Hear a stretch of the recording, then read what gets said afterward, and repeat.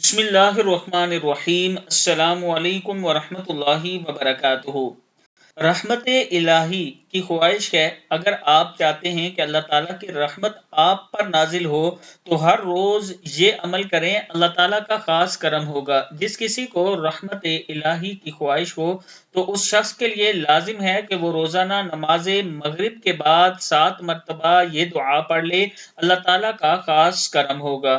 دعا ہے لا الہ الا اللہ سبحان الملک القدوس، لا الہ الا اللہ سبحان الملک القدوس، لا الہ الا اللہ سبحان الرؤوف الرحیم، لا الہ الا اللہ سبحان الغفور الرحیم، لا الہ الا اللہ سبحان الکریم الحکیم، لا الہ الا اللہ سبحان اللطیف الخبیر۔